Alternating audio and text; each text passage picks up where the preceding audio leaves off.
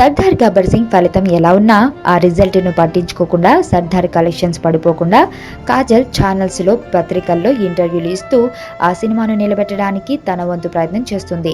ఒక top hero నటించిన సినిమాను ఆ టాప్ హీరో బయటకు రాకపోయినా ఒక హీరోయిన్ ప్రమోట్ చేస్తున్న విషయంలో కూడా మరొక రికార్డును సృష్టించింది. కాజల్ టాలీవుడ్ ఎంట్రీ ఇచ్చి 9 సంవత్సరాలు గడిచిన తర్వాత పవన్తో ఈ సినిమాలో నటించిన అనుభవాలను ఇంటర్వ్యూలో షేర్ చేసుకుంది.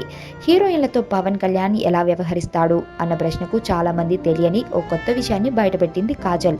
పవన్ తనతో నటించే హీరోయిన్స్ తో ముందుగా చాలా రిజర్వ్ గా ఉంటాడని, అయితే ఒకసారి ఎదుటి వ్యక్తి బాగా పరిచయం అయితే పవన్ చాలా బాగా మాట్లాడతాడు అంటూ కామెంట్స్ చేసింది కాజల్. పవర్ స్టార్ చాలా గ్రేట్, ఆయన చాలా ప్రొఫెషనల్, అంత స్టార్ అయినా అంత సింపుల్గా ఉండే హీరోను తాను ఇప్పటి వరకు చూడలేదు అని అంటూ పవన్ను ఆకాశానికి ఎత్తేసింది కాజల్. ఇదే సందర్భంలో చిరంజీవి కొడుకు రామ్ చరణ్కు పవన్కు మధ్యనున్న వ్యత్యాసాన్ని వివరిస్తూ చెర్రీ అవుట్ స్పోకెన్ అయితే పవన్ మాత్రం కాస్త రిజర్వ్గా ఉన్నట్లు కనిపించినా ఆ ఇద్దరు చాలా ప్రొఫెషనల్స్ అంటూ మెగా కుటుంబంతో తనకు ఉన్న సాన్నిహిత్యాన్ని వివరించింది.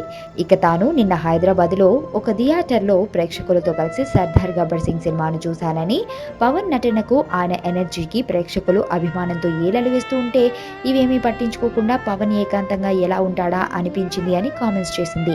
ఇక తన అభిమానుల గురించి మాట్లాడుతూ షాపింగ్ మాల్స్ కు థియేటర్స్ కు వెళ్ళినప్పుడు అభిమానులు మూకమ్మడిగా పలకరించినప్పుడు తనకు ఎటువంటి భయం కలగదని, అటువంటి భయం ఉన్న వాళ్ళు పాపులారిటీ వచ్చాక ముసుగు వేసుకుని తిరిగితే ప్రయోజనం ఏమిటి అంటూ కొందరి హీరోయిన్స్ ని టార్గెట్ చేస్తూ కామెంట్స్ చేసింది కాజల్. గోల్డెన్ లెగ్ హీరోయిన్ గా పేరున్న కాజల్ పవన్ కు మాత్రం గోల్డెన్ లెగ్ కాలేకపోవడం ఆమెకే కాకుండా పవన్ కి కూడా షాక్ అనుకోవాలి.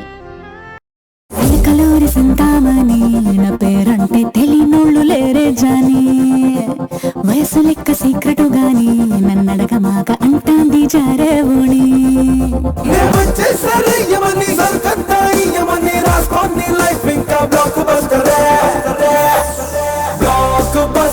బ్లాక్ బస్టర్ నే చేస్తే నీ లైఫ్ బ్లాక్ బస్టర్.